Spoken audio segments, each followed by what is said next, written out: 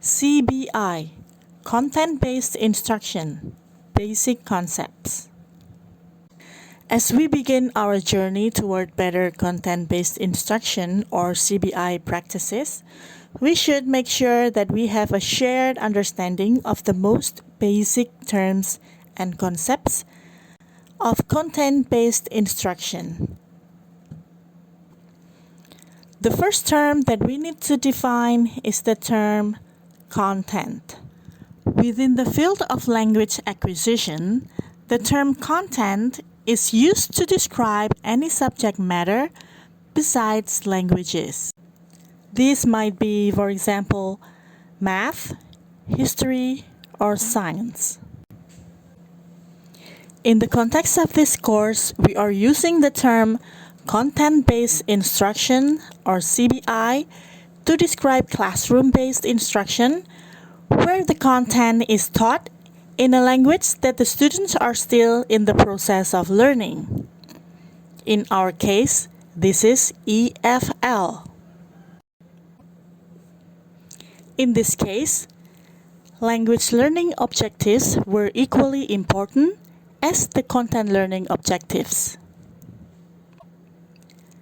This is certainly not the case in all CBI courses.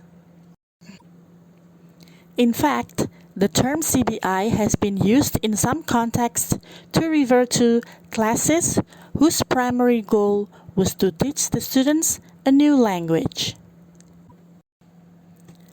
Despite this, we also use the term CBI in the broader sense described above. Classroom-based instruction, where the content is taught in a language that the students are still in the process of learning. There are other CBI programs where the content learning objectives are the primary focus. This is true of many university classes where content experts teach about their area of expertise and EFL. Another common term for referring to CBI programs is the term CLIL, or Content and Language Integrated Learning. CLIL is the term that is used more often in Europe. As we are defining CBI in this course, CLIL and CBI refer to the same thing.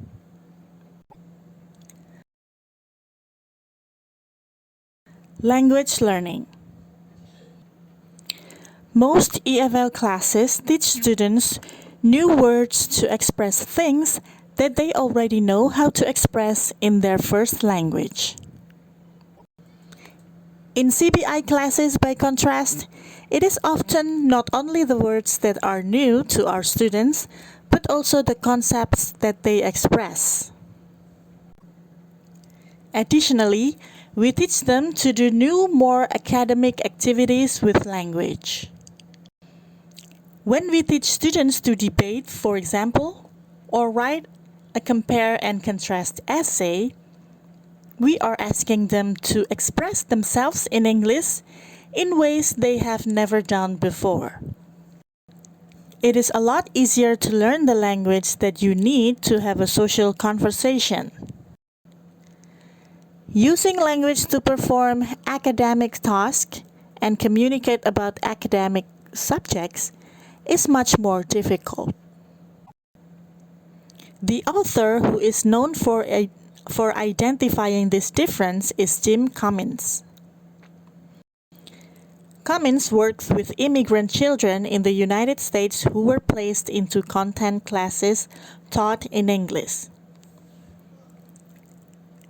Cummins noted that many children quickly mastered social interaction in English while still facing serious linguistics challenges at school for many more years. Cummins coined terms to describe these two kinds of language acquisition. BICS, Basic Interpersonal Communicative Skills, refers to conversational fluency in a language, while CULP, Cognitive academic language proficiency refers to students' ability to understand and express, in both oral and written modes, concepts and ideas that are relevant to success in school. While PICS can often develop fairly quickly, COLP is known to take between 5 and 7 years to develop fully. Learning new concepts and new language at the same time presents CBI students with a dual challenge. As teachers, we have to keep in mind that people can only think about so many things at once.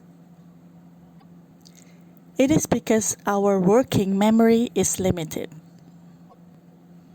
Cognitive load refers to how much mental work a task requires, while cognitive load theory recommends that learning tasks be created so as not to overload students' working memory. As CBI instructions, this means that we must be aware of which parts of our task are difficult, and we need to structure lessons so that students are always focused and able to achieve the objectives we put before them.